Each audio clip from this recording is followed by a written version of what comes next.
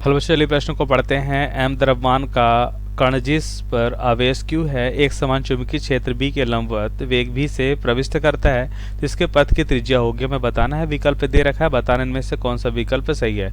अब इस प्रश्न को समझने के लिए सबसे पहले हम प्रश्न की मुख्य अवधारणा को समझेंगे। मुख्य अवधारणा में सबसे पहले हम क्या देखते हैं, तो ध्यान से देखिए। मुख्य अवधारणा में सबसे पहले हम देखेंगे कि अगर कोई भी आवेशित कण चुंबकीय क्षेत्र के लंबवत गति करता है तो उस पर चुंबकीय बल कार्य करता है और जिसकी दिशा क्या होगी और इसकी चाल हम देखते हैं। इस पे लगने वाला चुंबकीय बल और उसकी दिशा को समझेंगे तो हम यहाँ पे देखते हैं क्रॉस का मतलब यहाँ पे चुंबकीय क्षेत्र की दिशा से है जो इस तल के लंबवत अंदर की ओर है को दर्शाता है। और यहाँ पे हम देख लेते हैं यह आवेशित कण है जो चुंबकीय क्षेत्र के लंबवत भी वेग से गति कर रहा है, मतलब धनात्मक x दिशा में आवेशित कण गति कर रहा है तो इस पे बल कार्य करता है जिसका मान होता है, यहाँ पे हम लिख सकते हैं Q into V into B sine theta. Theta यहाँ पे क्या होता है, B और B के बीच का कोण होता है। यहाँ पे थीटा पता है 90 डिग्री होगा, यहाँ पे लिख लेते हैं। जहाँ पे थीटा क्या होता है, B और B के बीच का कोण होता है। दिए गए स्थिति के लिए यहाँ पे थीटा क्या होगा, 90 डिग्री होगा दिए गए स्थिति के लिए। यहाँ पे लिख लेते हैं क्योंकि स्थिति यहाँ पे दी है तो दिए गए स्थिति के लिए थीटा 90 डिग्री होगा।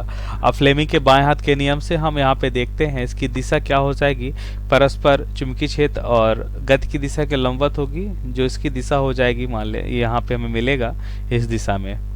तो अब देखिए हमें मालूम है कि अगर कोई भी कण गतिशील है और उसके लंबवत अगर हम बल लगाते हैं तो कण जो होता है वृत्तीय गति करने लगता है। मतलब ये लंबवत बल जो है इसे आवश्यक अभिकेंद्री बल प्रदान कराता है। तो इसका मतलब ये कण क्या करता है, वृत्तीय गति करने लगता है। और हम मानते हैं इसकी त्रिज्या क्या है, r है। तो यहाँ पे देखिए अगर थीटा क्या है 90 डिग्री, तो यहाँ पे ध्यान से देखिए तो इसका मान हो जाएगा चुंबकीय क्षेत्र चुंबकीय बल का मान हो जाएगा Q into V into B हो जाएगा क्योंकि साइन 91 होता है। अब दूसरी बात यहाँ पे आवश्यक अभिकेंद्री बल जिसे FC लिखते हैं, तो अभिकेंद्री बल का सूत्र क्या होता है, mv² बटा r, जहाँ पे r इसकी त्रिज्या, m कण का द्रव्यमान और v उस कण का वेग होता है। अब यहाँ पे हम उत्तर को समझेंगे। तो क्या हम यहाँ पे कह सकते हैं कि जो कण वृत्तीय गति कर रहा है उसके लिए हमें अभिकेंद्री बल की आवश्यकता होती है, तभी ये कण वृत्तीय गति कर सकता है। और अभिकेंद्री बल हमें कहाँ से मिल रहा है, देखिए यहाँ पे चुंबकीय बल से मिल रहा है। तो इसका मतलब यहाँ पे चुंबकीय बल क्या हो जाएगा, अभिकेंद्री बल के बराबर हम लिख सकते हैं क्योंकि यही बल अभिकेंद्री बल यहाँ पे अभिकेंद्री बल के रूप में कार्य कर रहा है। तो इसका मतलब यहाँ पे जैसे मुख्य अवधारणा में हमने देखा कि अभिकेंद्री बल और चुंबकीय बल का मान क्या होगा, तो हम यहाँ पे देखते हैं चुंबकीय बल हो जाएगा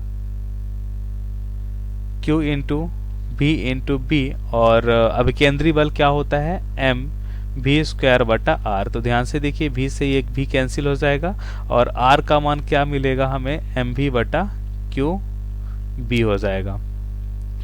और mv को हम क्या लिख सकते हैं, mv संवेग जो होता है वो क्या होता है, द्रव्यमान और वेग का गुणनफल होता है।